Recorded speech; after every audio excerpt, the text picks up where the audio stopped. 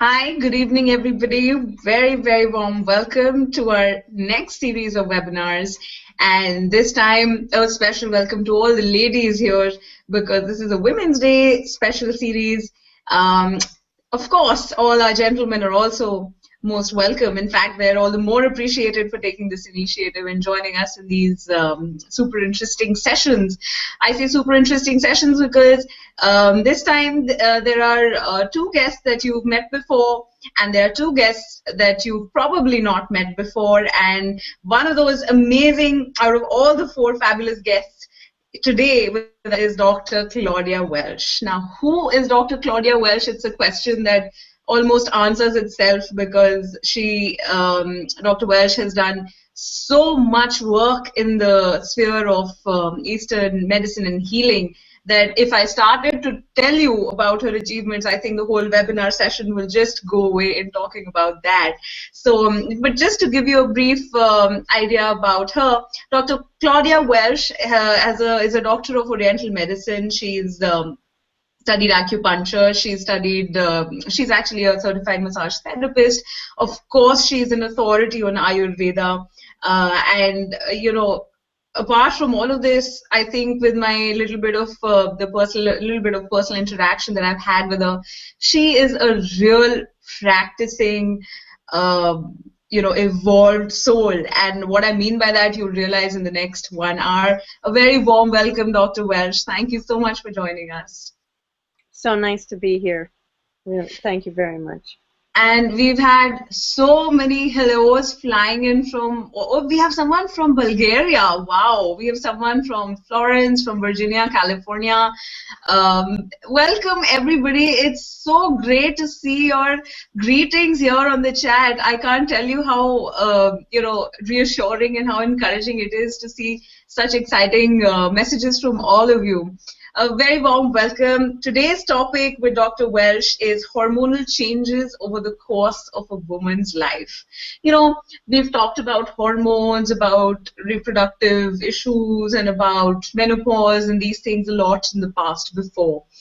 But there is so much to talk about that a certain aspect of this, which is the evolution of the woman's body through those changes, it kind of remains a little bit, underexplored.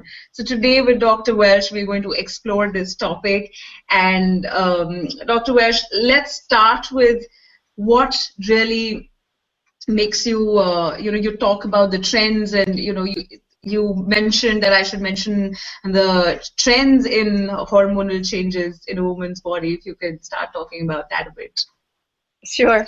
Well, to catch everybody up to where we are, so Vinu and I were talking back and forth about, writing back and forth a little bit about what we should talk about. And she suggested maybe menarche and pregnancy and childbirth and postpartum and middle age hormones and menopause and postmenopause, and I chuckle, right? Because because women's health is so huge, right? I once was co-teaching a class of women's health and men's health with Dr. Robert Svoboda, and it felt kind of unfair because for women we have menarche, and then once a woman gets her period, is it heavy? Is it irregular? Is it scanty? Is there pain with it? And then is she fertile? And if she's not fertile, then why? And when she has her period, does she get acne with it and headaches? And then if she can't get pregnant, then why is that? And when she does get pregnant, how do you keep the pregnancy healthy and her hormones healthy during that time and her emotions? And then postpartum, in terms of depression and whether or not she has enough milk and how to feed the baby, and then there's the whole child rearing years and what happens with a woman's hormones during those years, and then perimenopause and menopause and postmenopause and osteoporosis and women's type heart disease. And I was supposed to get all this in a weekend, and Dr. Svoboda had men's health, and it was erectile dysfunction and prostate. That was it. It was like two things that he had to cover, and so so when I saw your list, I laughed because we can't cover all of this, right, in even a weekend, much less an hour. And so the idea of looking at trends through this, and one of the things I loved that you suggested in your email was, what would you tell your daughters? What would you tell young women? And, I thought about this deeply. Like, what would I tell my nieces? What would I tell young women if I had their ear and they were really interested? And I want to say that it's very rare. I teach all over the world, and it's very rare for women to get into my workshops under 30 years old. Usually it's 35 years old and older. That women under 35 aren't finding their way into these health workshops. Sometimes they are, but mostly I think that there's this feeling of, I think a couple things. One is there's a feeling of invincibility. Oh, I can do anything. I can conquer anything. I can go through anything. And once a woman is 35, she starts thinking, oh, I cannot conquer anything. Not only can I not conquer it, I don't want to anymore. And she's looking around trying to find a way out of what she's made her way into in her life. And so I was thinking truly, if I could have the ear of young people, what would I tell them? And what would I tell them about the trends and the things that both remain the same and change throughout their lives? Because it's huge. When we look at all of these landmark experiences for women, menarche and menopause and childbirth and painful periods and all of those things, when we look at all of those landmark issues, they all feel so different from one another, and they all are so different from one another, and they all have their own hormonal stamp, their own hormonal signature. And each one of those things, each one of those stages, there are really deep, interesting aspects to each one of those stages that we could spend weeks on any one of those stages to really understand, wow, what is the transformational element here? How is a baby being brought into life by a woman's body? And just the miracles of each one of these things, from menarche to pregnancy to childbirth to menopause. All of these transitions are profound and yield profound insights. But but there are trends that happen through a woman's life. Not every woman is going to give birth. Not every woman is going to undergo pregnancy. Almost every woman is going to go through menarche and menopause, unless it's some, and I say almost, we would say 100%, but we got to have that little tiny 1%, 0.001% idea in our heads that maybe there's somebody out there who didn't, but I've never met them. It's a pretty universal situation. So we have certain hormonal landmarks that each carry their own signature with them that we could look into and find meaning, and we have trends that go throughout a woman's life. So I would like to talk to the 20-year-olds today, and I don't mean to leave out all of the women who are over 20 and out of their 20s, and I think that each one of us will find in this conversation some tools that will help us through all of these stages. And if we understand what we would tell a 20-year-old, we understand what we ourselves need to know in each one of these stages, right? So shall I just launch into that? Yeah, absolutely. In fact, I was just wondering, I think I'd just add this point that I don't know how they do it out there, but here sometimes in India, when children, they turn about 12 or 13, you have those, 1 or 2 days, you have those sessions of educational classes where they show you films and videos about what menses are all about, and this is what happens in your body, and now you're going to start bleeding once every month, and this is what you use. And it's all very practical and everything, but what I was thinking right now is, if they really talked about the Ayurvedic concept of this transition, I think so many girls would turn out to be so different from what they do. I mean, there's so much of stress that they go through in so many different ways, and if only they knew about the certain things that you're going to now talk about, since I'm familiar with the concept, so I know. I think the incentive, I think so much of it can be done by family and friends, and all of us sitting here who've crossed that stage, we can be of so much help to young girls and so much help to ourselves. Like you rightly said, if we spoke to the 20-year-olds, we'd know what to do. So I look forward to it. I hope you guys too. I can see what you guys say. So if there's anything you want to share, please write in there, and I take it up with Dr. Welch. Oh, good, good. Yes, please don't be shy, everybody. So, so look, I want to back up and say, what, to our 20-year-old selves and our 20-year-old daughters and nieces and young women, that we have this idea, if we've thought about it at all, about the difference between men and women. And often we've been introduced to this idea in Indian philosophy and other philosophies as well, that the male experience is a rather solar experience, hot and driven and lungana, yang, ambition and drive and stimulation and motivation, right? These are archetypically male qualities and a solar experience of life in terms of the gunas, the quality, the constellation of gunas associated with the male experience of life.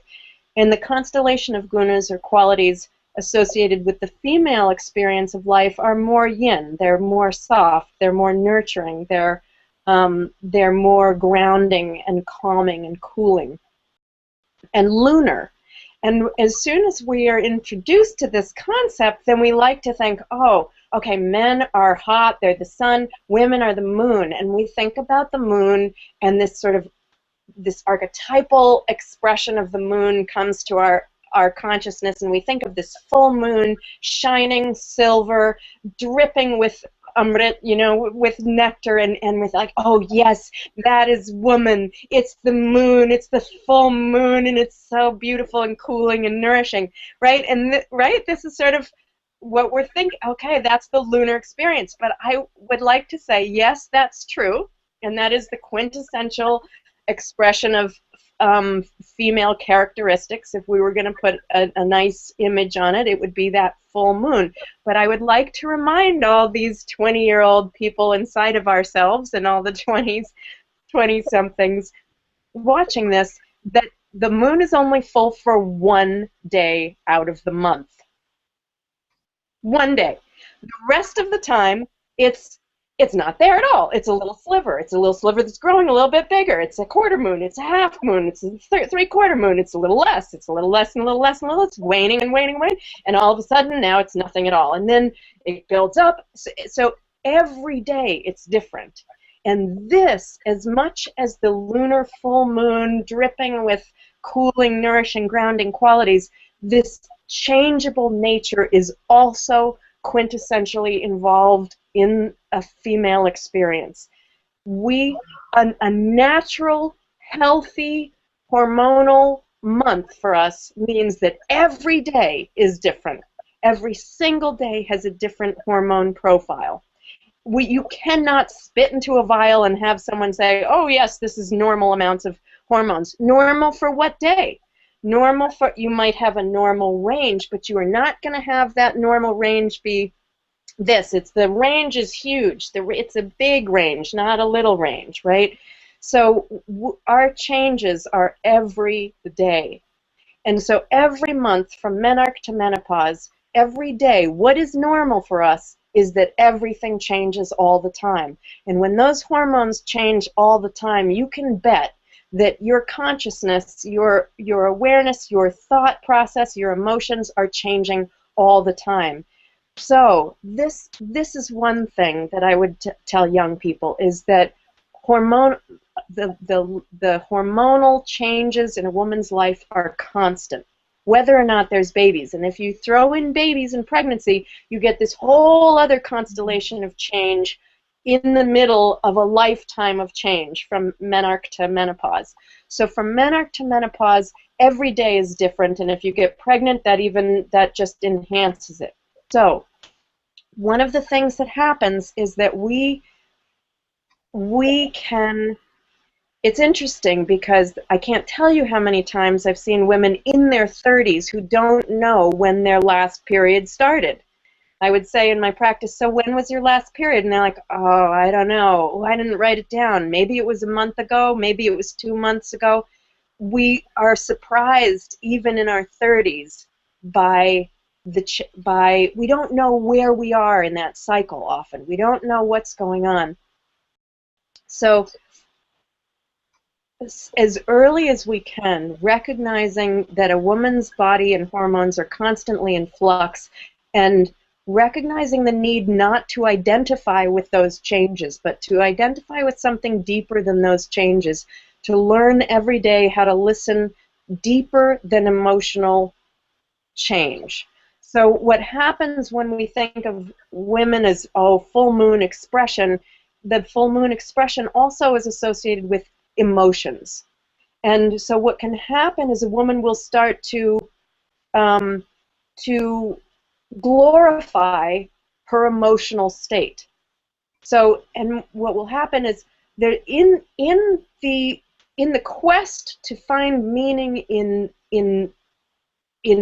in female humanity, in meaning in womanhood, where we try to say, oh, male stuff is so logical and practical, and we're emotional, and that's really wonderful, and let's get into that. And we can tend to sometimes then glorify the emotions.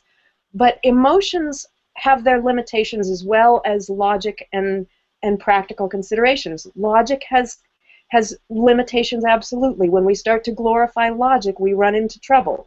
When we start to glorify emotions, we also run into trouble because they're following the hormones in this up and down kind of pattern. And if we're going with that, we're bipolar practically, if we're identifying with the ups and downs and changes. This is very vata aggravating. The full moon is not just about kapha, not just about love, not just about nurturing. It's also about vata. It's also about change. So if we can understand that, yes, there is that emotional nature, there's the cooling and grounding nature, but there's also this changeable nature that we need to learn to find the eye of the storm. We need to learn to find that inner sanctum. We need to find that inner stability underneath that emotional nature, so that we're not glorifying that emotional nature. And by glorifying, I mean saying, really glorifying. You're saying, oh, this is right. This is womanhood. It is all about emotions, and I'm going to just let myself be that. When we realize that that's part of us, part of our hormonal nature, and it's not who we are fundamentally, and we go underneath that, underneath logic and underneath emotions, and we find a place that isn't moving, the place underneath the hormonal change from day to day, that is powerful. And I think that when we are able to do that, we are able to have a stability that rivals that of men, and sometimes surpasses, I would say, because then men have this kind of steadiness often because their hormonal levels are not changing as much moment to moment and day to day. But when a change comes along and something really difficult, a tremendous change comes forth in a man's life, sometimes it hits him it catches him by surprise, and he doesn't know what to do with it.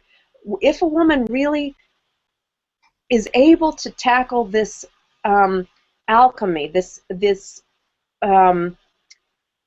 seeming paradox of finding the stillness within the constant shifting, changing hormones, then she is less taken by surprise by change, and she can be a compass in the family and in the community, and can find a certain strength that is really needed right now with all the movement in the world, with all the shift, the movement and the change, and we are changing as a society faster than we ever have before. The changes that have happened in the last 100 years rival what happened in the previous 1,000 before that. Change is a fundamental expression of life in current day living. And if a woman can be comfortable with her own internal chemistry and changes, she can help guide this planet in terms of how we find the calm within that change. Does that make sense, Vinu, before I keep going on about this? No, absolutely, it does. It does totally. And it is this aspect of finding your inner sanctum, I think, is relevant for any and every age. And we have questions coming up that they're interested to know about menopause and things. We will talk about it maybe later, but this concept is, I think, central to our understanding for all stages of life. It is. So, and it's why I'm bringing that up, because what we need to find that, and when we find that and we are living according to that, this ends up stabilizing our own hormonal experience, because thought creates biology. So every moment that I feel stress, every moment that I go, my adrenaline and cortisol is rising, and every time that happens, it's throwing my hormonal balance out of whack. We could talk about this for a long time. But what this means is that you cannot have hormonal balance in the face of stress. Impossible. Absolutely 100% impossible. And we don't have time to go into all of those reasons. Some of that is in my book, Balance Your Hormones, Balance Your Life. So I don't want to say everything that people can read in the book. It's right there. But let's look at this overall trend and why this stability, internal stability, is an important governing principle for balancing hormones at all of these stages. If we look at the general course of a woman's life, what we find is, I'm going to ask everybody to use your imagination and imagine that you're born with two buckets. Imagine you can see them. One bucket has stress hormones in it, and one bucket has sex hormones in it. Your stress hormones include adrenaline and cortisol, and those are very young, masculine, lungana, santarpana hormones, qualities, very young qualities. So you can think about that in terms of stress hormones being stimulating and motivating. And you have, say, a bucket of those, and you have to have them because we all need those hormones. We need to be able to motivate ourselves out of the way of danger, etc. We need them. But we also need them to be balanced. And in a woman's physiology, it's balanced by women's sex hormones, predominantly for the purpose of this conversation, estrogen and progesterone. So on one hand, you've got your stress hormones. On the other hand, you've got estrogen and progesterone, these very brahmana, when I had said santarpana before, I meant apatarpana. These are santarpana, brahmana, yin, nourishing, grounding, cooling qualities, these sex hormones of a woman. There's other expressions of yin qualities in a woman's physiology, but a woman's sex hormones are a very important way that these qualities express themselves. So in order to have health, we have balance of yin and yang, balance of the yang hormones and the yin hormones, balance of the stress hormones and the sex hormones.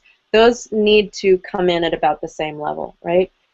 And as we progress in life, what happens from the age of 35 to 50, those sex hormones start to decrease naturally, physiologically, as opposed to pathologically. This is a natural process. This isn't a problem. They are naturally getting lower. What happens as our sex hormones naturally decrease? Our stress hormones need to decrease at the same amount so that we maintain that balance. The second we have an imbalance, this area in here, this imbalance area, is where we find problems, is where we start getting thinner bones and hormonal imbalances and perimenopause symptoms and so forth.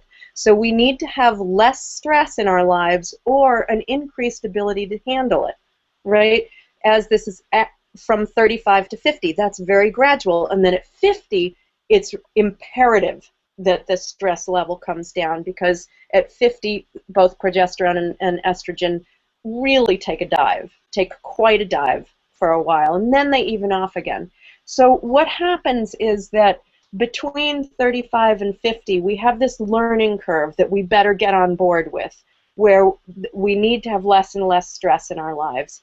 What this may mean is not necessarily, it may mean, first it means to discern where stress is coming from. And many, many, many times stress is coming from our own selves, our own ideas of success, our own ideas of what we need to be doing to get to that, and our own ideas of what we're not allowed to do, what we should do and what we shouldn't do, our ideas of this, not our inner knowing, but our ideas. So we have, for example, an idea that, okay, my idea of success is that I'm going to get a master's degree in this, in the most exclusive school, and I'm going to get A's all through it, and then I'm going to have I'm going to have a family, and I'm going to run a business on the side, and I'm going to do yoga in the mornings, and I'm going to feed my family healthy food, and I'm going to have it all. And have it all in this scenario means a career and a family. Forget about a spiritual life and time with friends. If you want that too, then really, are you going to have it all? The only way we can have it all is if we reinvent what having it all means, and we redefine what having it all means. Because if we have this idea of what success is for us, and we are constantly striving for that, we end up feeling that we're living lives that we're trapped in, that we don't really want to be in, and we don't know how to get out of it, and this causes a level of background stress in our lives that we don't feel we can escape from. This level of stress is, I believe, an epidemic. It's a pandemic. It's around the world. Women feeling like they have too much on their plates and not enough time, and this feeling that we always have to be on the go. This is an enormous amount of stress, and if we don't start identifying that by the time we're 35 and doing what we can to slow down and make our lives less stressful, then that inequity of yin versus yang qualities in our lives, which is expressed very much in terms of hormones, that inequity of stress hormones versus sex hormones starts to play out in very real ways. And from the age 35 to 50, if we don't address that and step down the stress along with the sex hormones so that our yin-yang experience is balanced, we start to experience more hormonal changes. So that at first that may look like more and more painful periods, or more irregular periods, or lighter periods. It could end up meaning that there's more acne with the cycle. There could be more headaches with the cycle. There could be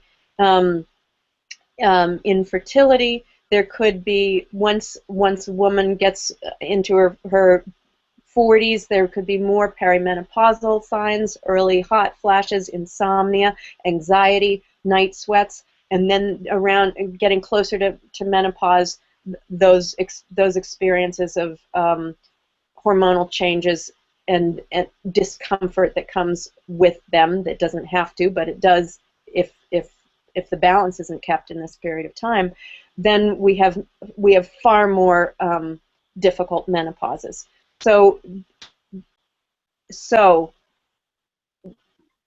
finding that stillness within the storm, finding that stillness within the change, how is that helpful? That is helpful because at every minute we need to be, in a sense, self-referring and saying, is this what I need to be doing in my life right now? Is this why I was born? Is this why I'm on the planet? Is this the right thing for me to be doing? And if the answer is yes, good. If the answer is no, and many times it is, do we have the courage to stop doing it, right? So it's a bizarre thing that it doesn't seem to take so much courage to keep on in these lives that we're living, where we feel trapped in and overburdened and overextended and outspending our physical, emotional, financial, and spiritual resources. That doesn't take courage to keep doing that. That takes an overblown sense of responsibility and a habitual sense of responsibility that, oh, And fear. It takes fear, because if we're afraid, if I stop doing this, if I stop doing all of these things to keep all these balls in the air of my life, if I stop doing all of this, then my life will fall apart. My kids will fall apart. My family will fall apart. I will fall apart. Something will fall apart. We're afraid that it will fall apart if we stop. So that stuff, living that life doesn't take courage. It takes fear that if you don't do it, everything will fall apart, and it takes a huge sense of responsibility. Ironically, what takes so much more courage usually for us is to start living the lives we want to be living. Why are we here? Are we here to make more money and buy more toys? Is that really why we're here? Are we here in order to make our kids get through college so that they can then get their kids through college so that they can get their kids through college?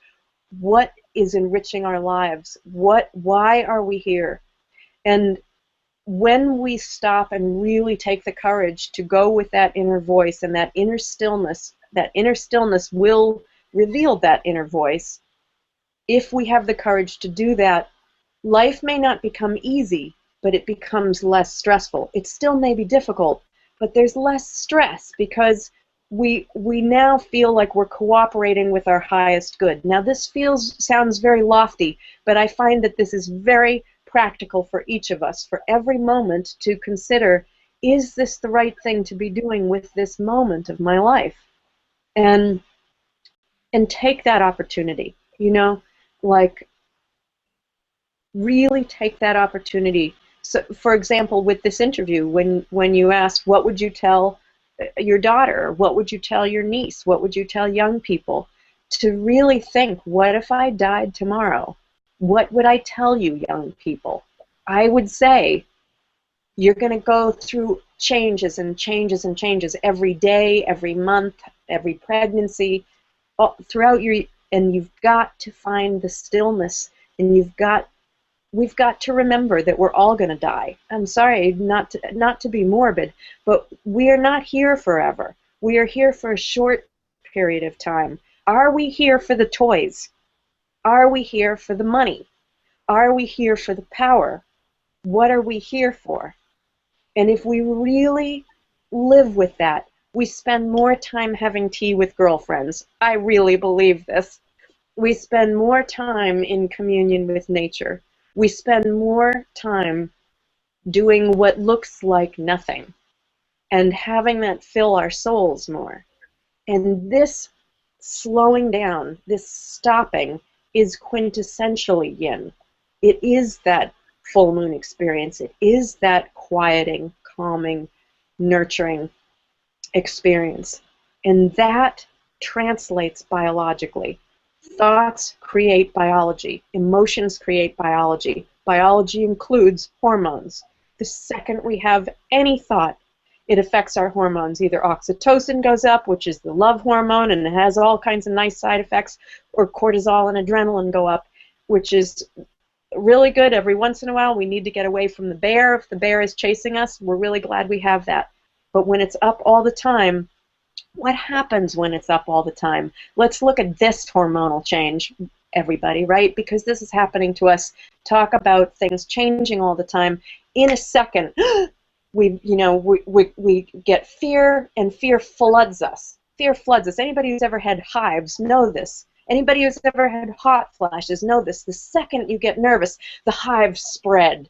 They just spread. Like, this is amazing how fast prana moves and how fast prana irrigates the body with a thought. One thought going, I forgot something important, or a car pulled out in front of me, or my kid isn't going to make it into school, or I didn't make it to where I thought I would make by this point in my life. All of those that little moment of adrenaline, where adrenaline and cortisol rises, they rise, and adrenaline calms down after the threat passes, and cortisol stays around for a few days, just kind of making sure that we're on edge a little bit to make sure that the bear is really gone. And what happens? So how many of you, right? If each of us think about this carefully in our hearts, how many of us have that experience of once a day? How about twice a day? How about 3 times a day? Sometimes people are living with this kind of feeling all day long. They have that feeling 20 times a day, 30 times a day, 40 times. Every time that happens, cortisol is going up and staying around in your body for a day or two, right? So what's happening is we're literally irrigating our organs and our tissues and our systems with Langana, Yang, Apatarpana qualities, which are these driven, motivating, stimulating, heating, drying, lightening hormones. This is the experience we're living in. And what happens when that cortisol and adrenaline rise? What it does is, recently I've been really liking to think about cortisol as the great allocator. It allocates our resources. And what it will do is it will motivate our resources from our vital organs, our reproductive organs and our digestive organs, to the extremities, to the quads and the biceps, so that we can fight or flight. So what happens when that happens, right? We start literally living in our extremities, in our biceps and in our quads, so we can fight or flight. And our heart is beating away so that we can do that, right? And when we're living in our extremities, we are robbing our vital organs and tissues of prana and rasa and blood, because the prana and the rasa, those are vital resources that are now being called upon for the quads and the biceps to fight or flight, away from our life, away from whatever we're trying to get away from. And what are the digestive organs? Those are supposed to be digesting our food. We're all thinking, oh, maybe I have the wrong diet. Maybe I should have a vata-reducing diet instead of a pitta-reducing diet, or kapha-reducing diet instead of a vata-reducing diet, or something. We're all like the dosha diet. We're all getting excited about that. But you could have a perfect diet, but if you're stressed out, you won't digest it, because the prana is being robbed from the digestive system. That whole system is going to function poorly because the prana is being robbed. It's being shunted to our extremities, right? So you can't digest anything. The reproductive organs are being robbed. Then we're confused why we have trouble getting pregnant, or why our periods are irregular. There's no way they can be regular, because prana is being constantly robbed from the reproductive organs in order to subsidize a stressful way of life, right? So we're creating hormonal changes with every thought, with every decision that we make, with every action that we take, that we identify with. We are creating biology, and we are ensuring that each one of these stages is going to be troublesome if we are living in stress, and we are ensuring that we are going to support healthy transitions if we are making choices that lead to less stress in our lives. So before we go ahead, I have two questions or 2 points to bring to light. First is, you've used these two terms quite often now, and I think people should just know what they really mean, some of us who don't. Langana and Apatharpana, what do you really mean when you use these terms? That's my first question. Very good. And second is, I'll also put in the second so you can go in a flow. The second is, some of us might not be aware, but Claudia mentioned it in a previous conversation with us, that the whole conversation about hormones is a very new development. They were not discovered till a long time back. And this whole idea of hormones is also something which is, where we can go in and she can talk more about it. Okay, so right, so there's some synonymous terms here. There's yin and yang are very easy to pronounce, so I like to use those. And synonyms of yin are brahmana and santarpana. Synonyms of yang are langana and apatarpana. So we've got basically what we're doing with these yin and yang Brahmana, Langana, Santarpana, Apatarpana, this paradigm is we're looking at the state of duality and the relationship of duality. So in the classics in Ayurveda, we're given a menu of choices of ways that we can look at the world, lenses through which we can look at phenomena in the world and make sense of them. So many people are familiar with Vata, Pitta, Kapha, this tridosha lens, and we look at human beings predominantly through this Vata, Pitta, Kapha lens. Oh, is she predominantly Vata, secondarily Pitta? Oh, she has a Kapha, Pitta constitution, whatever.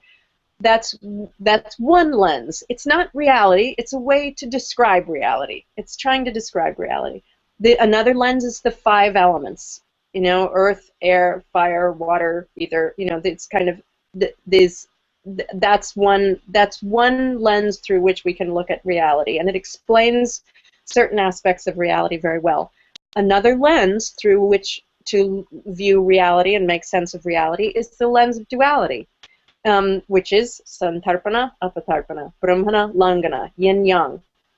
So, and they really are synonymous, by the way. So let's just briefly, Yin, Brahmana, Santarpana, these qualities, those are all synonymous terms. Those are cooling, grounding, nourishing, archetypically feminine qualities, right? And Yang, Langana, Apatarpana, those qualities are typically lightening, motivating, stimulating, masculine, hot, drying kind of qualities.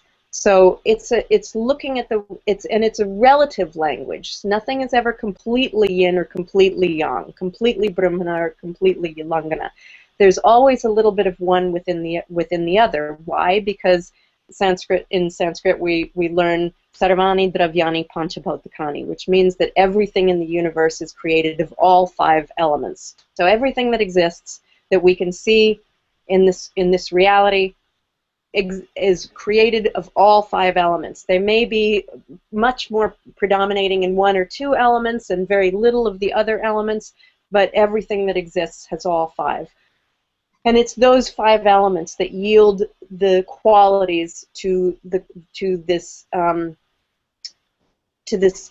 language of duality, right? So cooling, nourishing, building, grounding, those are qualities that are lent from predominantly the earth and water elements.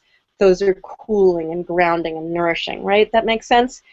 And on the other side, the Langana qualities, the yang qualities, are more from the fire and air and ether elements, right? They're going to be heating and stimulating and moving and motivating and lightening and drying, those kind of things.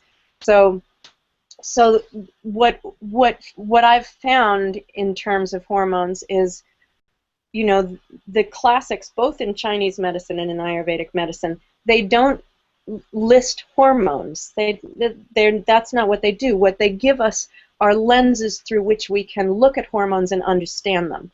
And so, yes, as I said last time we met, this whole hormonal conversation is a new conversation. The first ones weren't discovered until 1902 or something. So even in Western medicine, it's a new conversation. And so when I was looking at this, when I was in my 30s, I had taught at a Chinese medicine school, and I had gone to through Ayurvedic training, and then I went into my own private practice, and I saw woman after woman after woman talking about hormones, and I thought, I don't get it. I don't get what's going on with hormones. So I started studying them from a Western point of view, and looked at them for a very long time, and it was after quite a long time, sort of this pattern revealed itself, which was, oh, this falls beautifully into the Brahmana, Langana language of duality. They're always about duality. One is more grounding and nourishing, one is more stimulating and motivating. It's a perfect lens through which to, very elegant lens through which to understand hormones. And I would say much more elegant than trying to look at them through a tridoshic lens and trying to decide whether a certain hormone is more Vata, Pitta, or Kapha. That doesn't work elegantly in my experience. It lends itself much more to the concept of duality. Wow, that was helpful. I'm sure now that we've been using those terms a bit, I just, it stuck in my mind because we have an Ayurvedic doctor who works with us all the time, and we have a lot of conversations, and these terms are pretty common. So Langana was also with what I related to in my mind was lightness, and Brahmana was something more, heavy and more, Langana was swift and quick, and it gave you that lift, and Brahmana was something that settled you down, and that's how Right. you explained it beautifully. Great. So we went on with the hormonal conversation, it being a it being something new and not very historically rooted.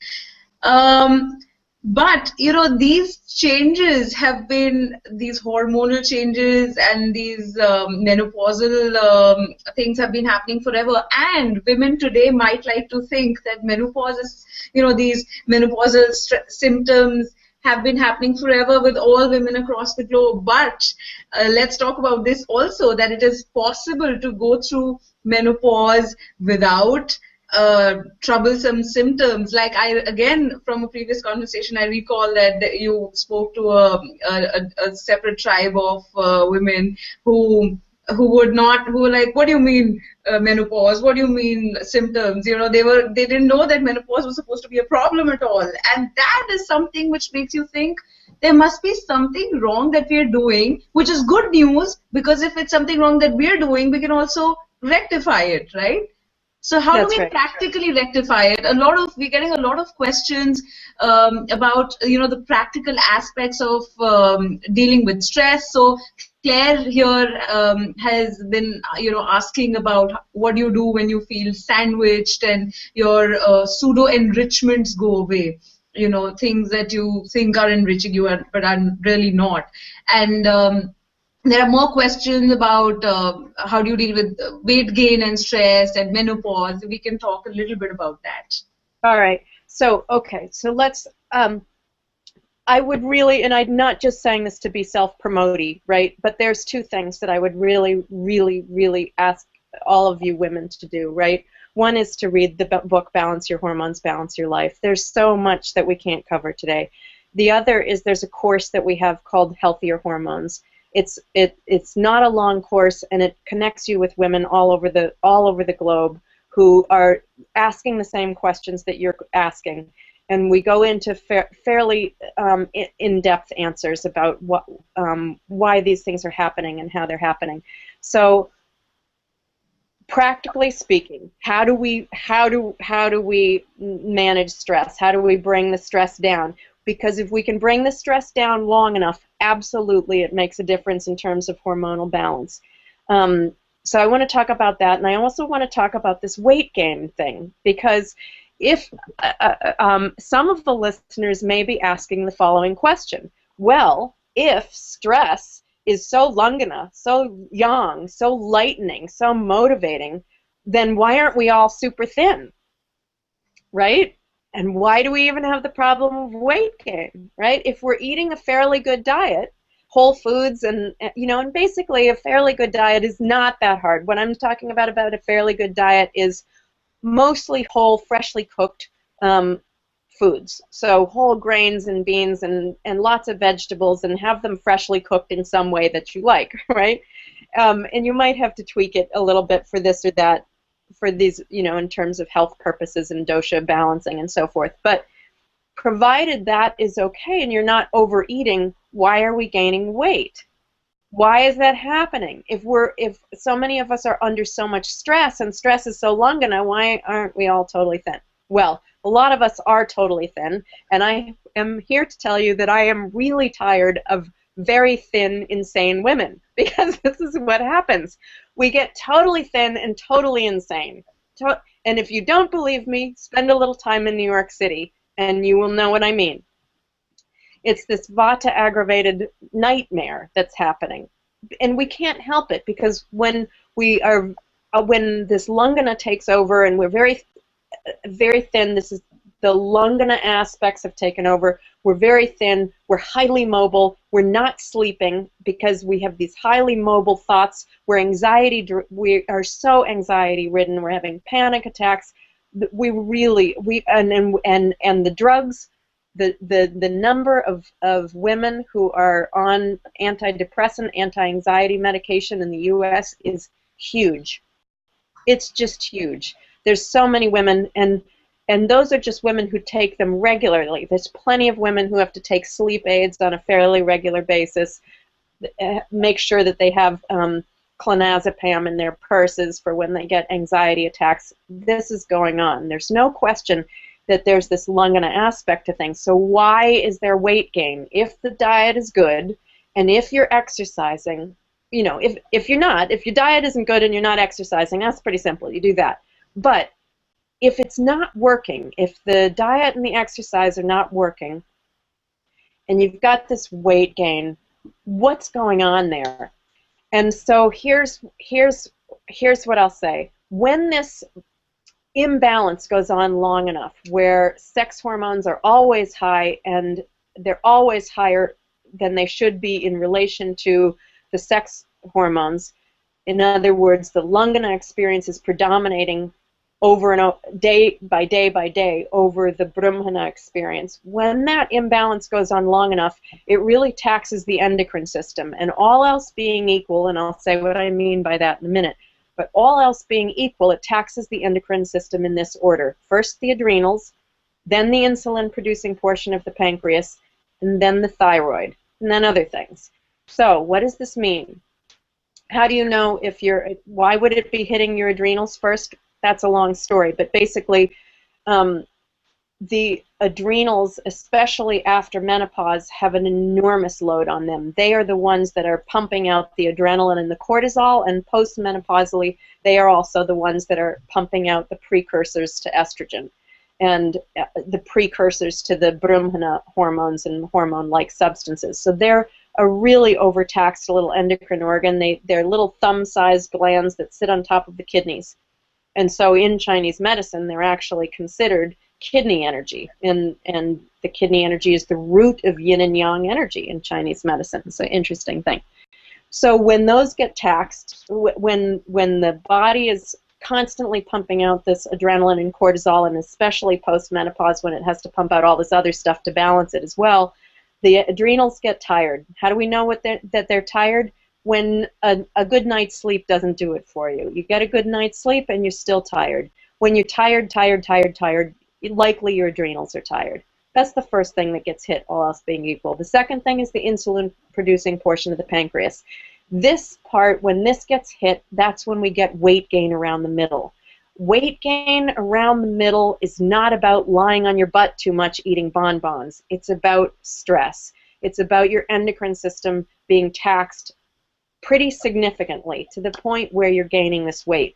With these people, if we tell these people, oh, you have weight gain around your middle, you need to go run more, and you need to do all these lungana activities, you need to move more and exercise more and heat up more and lighten, this will make it worse. This will make it worse. Absolutely will make it worse. For this person needs to lie on the couch and chill. Lie on the couch and rest, maybe for 6 months. They need to really deeply rest because their endocrine system is troubled.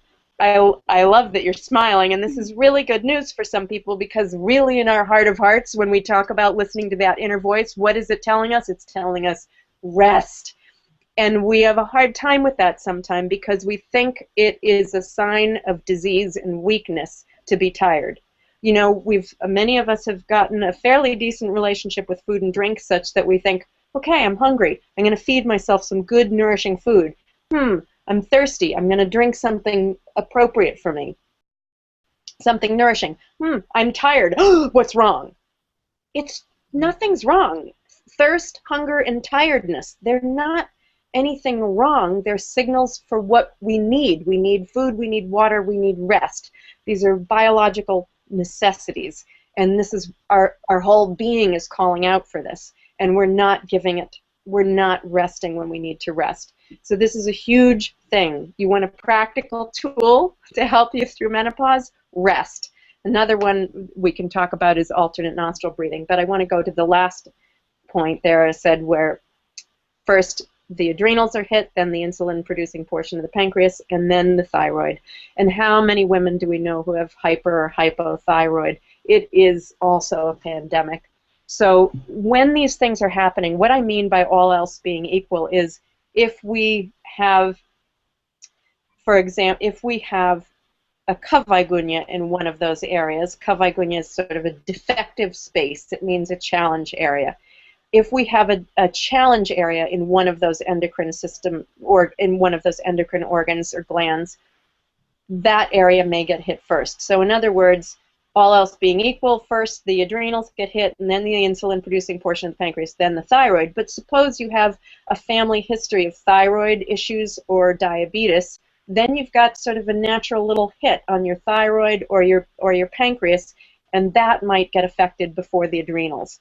So when we are perpetuating a stressful way of life, we are taking a serious risk, especially if we have a health history of certain endocrine glands being affected. So it is really a practical consideration to rest. It is a practical therapy to rest. And if we want, a take-home message, I would say that 10 to 15 minutes of gentle alternate nostril breathing every day is an enormous help for balancing the hormones. There's beautiful reasons for this that we don't have time to go into, but very briefly, we can understand why. When we see that the internal Ayurvedic anatomy and physiology, if we look at the internal representation of Brahmana and Langana within our own bodies, what we find is that there's these two internal channels that are highly significant in the channel system of the mind, the Manovahasrotas, and these are Ida and Pingala. Ida is the left channel associated with the left nostril, and Pingala is the right channel associated with the right nostril. They are not the nostrils themselves. They are channels associated with the nostrils, and they run along the spine.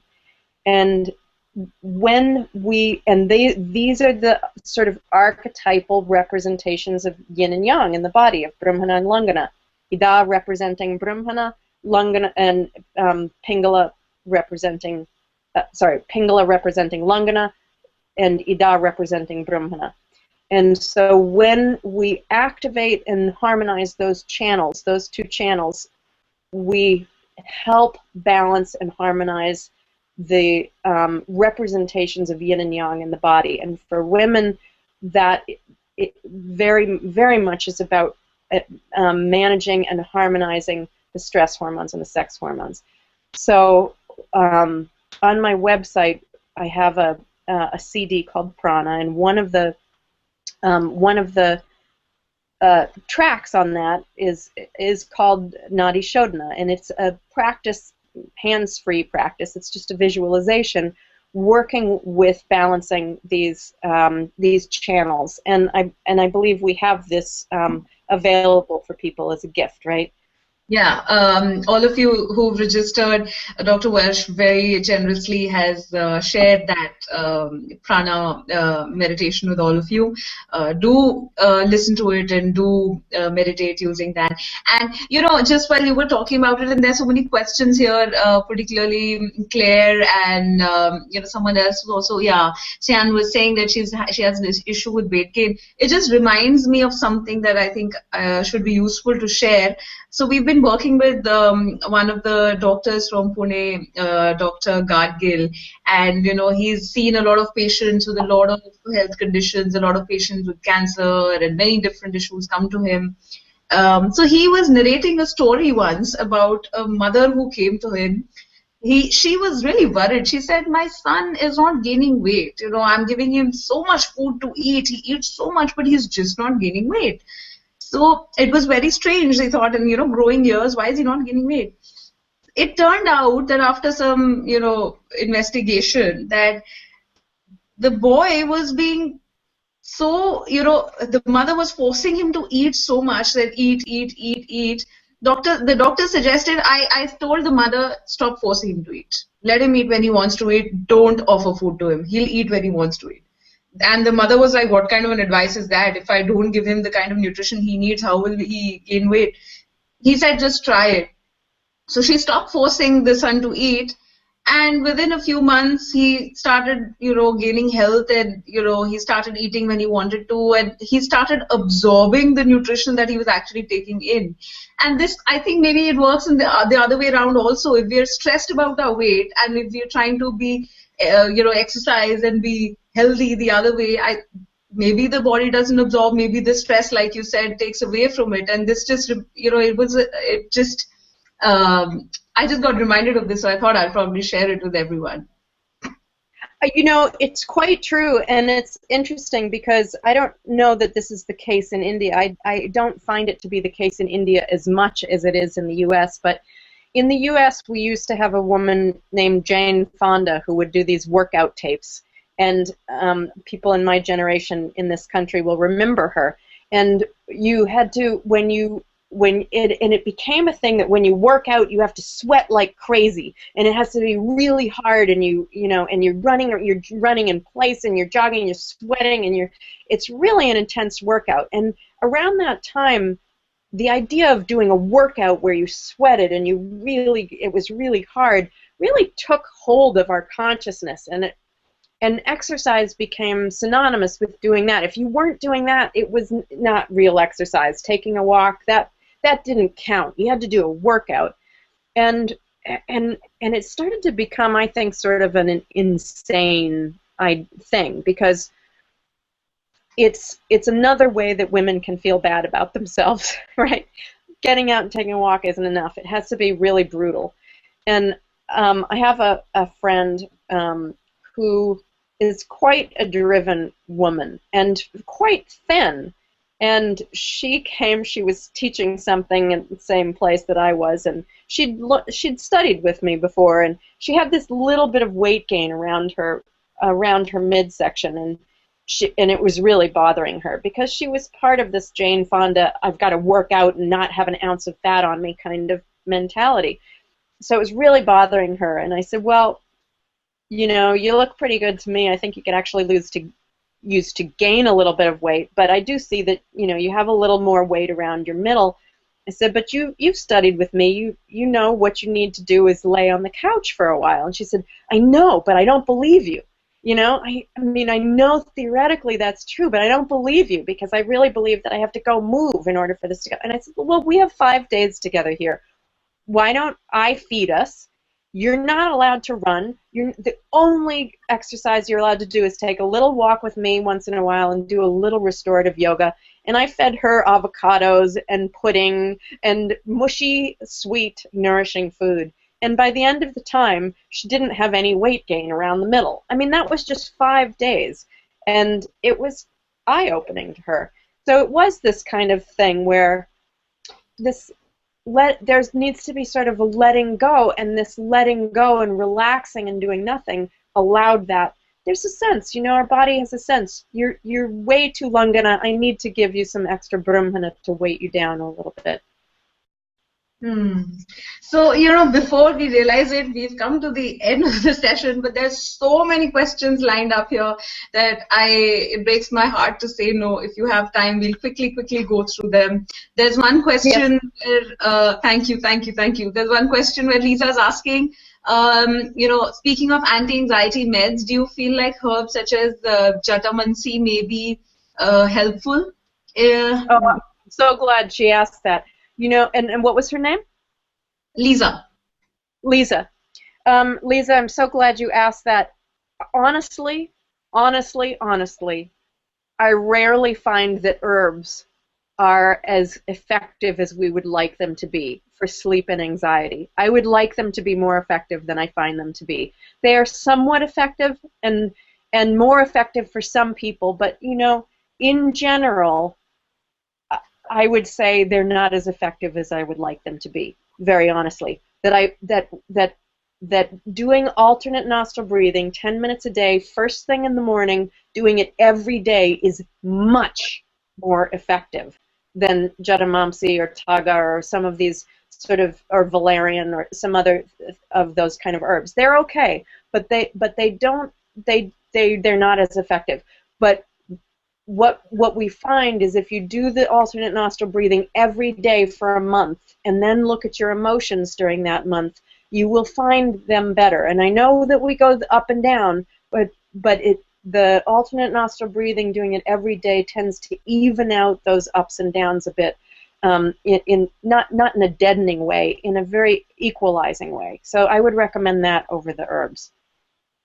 So, but what about people? So there's some people, I can't find the question number. I remember reading it, that what about what if you don't have time and you need to feed yourself and you have to work hard? Then what do you do? How do you rest then, or how do you? Is it useful for those people to make a quick routine of these exercises, alternate nostril breathing, and maybe supplement their diets with some herbs which are just generally good nutrition for the body?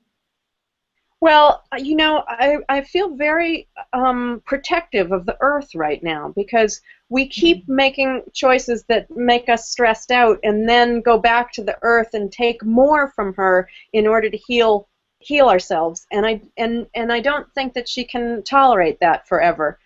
I like medicine of subtraction when possible, taking something away to help ourselves rather than adding something, because some of these herbs too, they might be harder to digest because they're heavy, right? And many of us don't have good digestion because we're stressed out, and so then we're taking herbs that, and whether these herbs are sustainably grown and harvested, and this is an important thing, because if we're wildcrafting herbs in order to help ourselves, but then those herbs are depleted and we run out of them, and they're not even probably going to work because we can't even digest them. These are all issues we've got to look at too.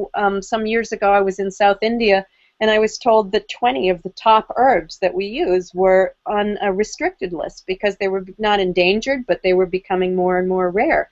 I said, well, what are you going to do about that? And they said, well, we're using alternate herbs. But what happens when those alternate herbs are over-harvested? So we have to look at this a little bit, right? So what I would say, if in a really busy life, is still find in that Nadi Shodhana visualization that I'm giving you all as a gift through your website, and you can get it through mine as well. That it's hands-free, so you could do that in the car on the way to work. You can do that while you're at work, while you're listening to someone. It's something that you can do. Nobody needs to know that you're doing it.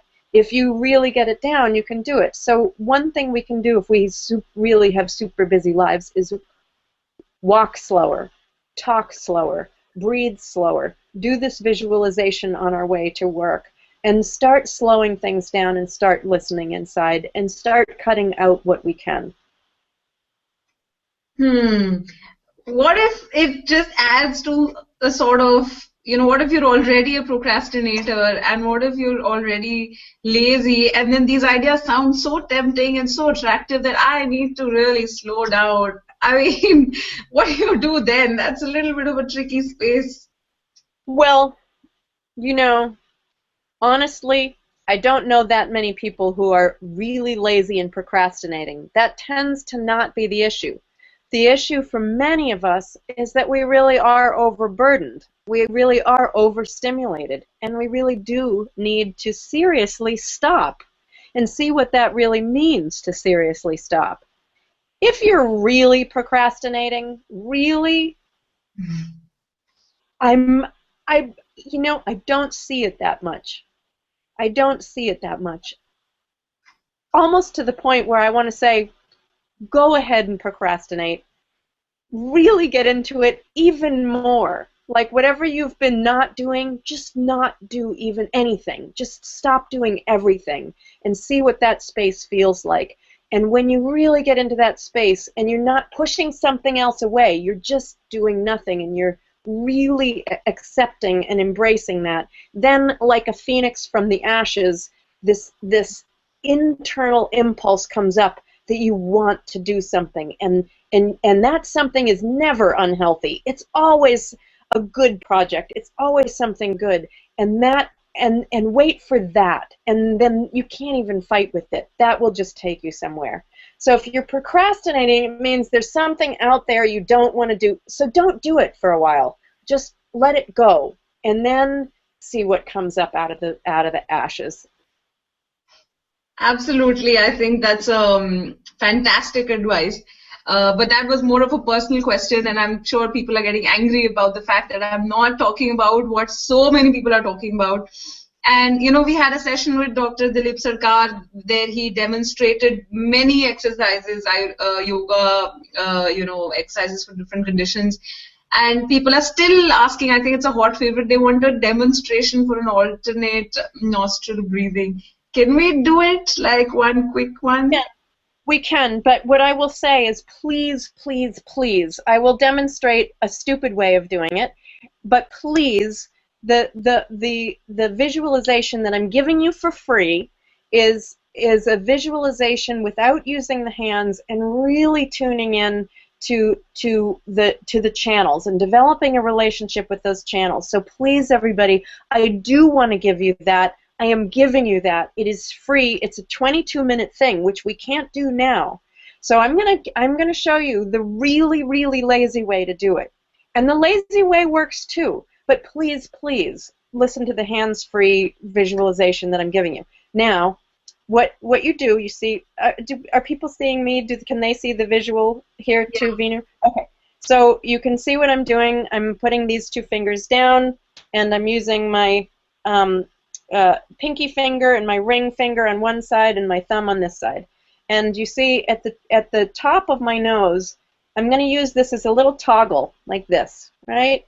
And I'm going to close off with very, very light pressure. I'm going to close off one nostril or the other with this little toggle. You see that okay? Yeah. Okay. So I was always taught to start and end on the left side. I'm going to do this in a very lazy way, but there's a much more effective and better way, which is on the visualization meditation thing that you're getting for free. So please take that, all right? So, but as a really lazy way to do this, remember, now there's a teacher who I quite respect who calls a lot of pranayama techniques torturing the nostrils. That's not what we want to do. Remember that the channels are not the nostrils. They're associated with the nostrils. They're activated by the nostrils, but they actually run down next to the spine, the right and left sides of the spine. I'm not going to describe those, but please, they're in the visualization. But the really stupidest, dullest, dumbest way to do this, I'm going to show you, and it still will work. All right, where you exhale completely. You shut off the right nostril, and you inhale through the left nostril.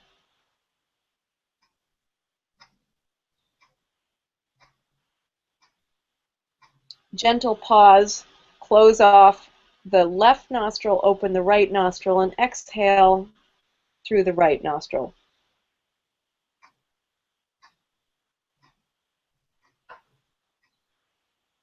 Gentle pause, inhale through the right nostril.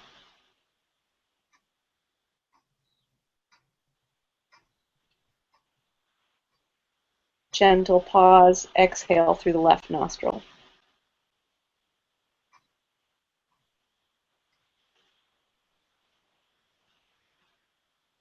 That's one round.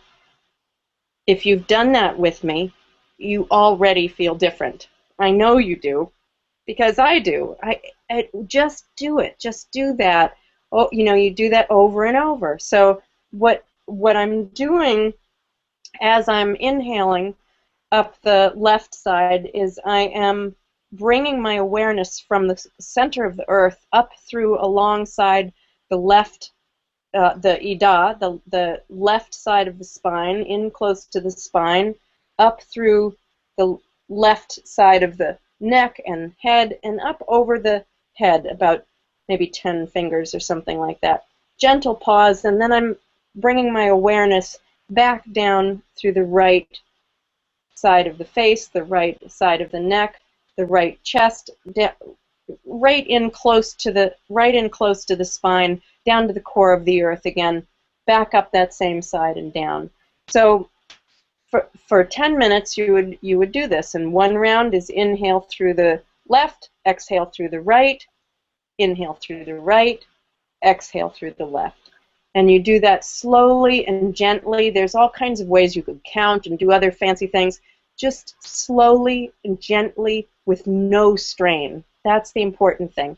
And I'm sitting in a nice cross-legged position with a straight back, but if you didn't do that and you just slumped over and you just kind of did this and you read your email while you were doing it for 10 minutes and you set a timer, it would still have a good effect.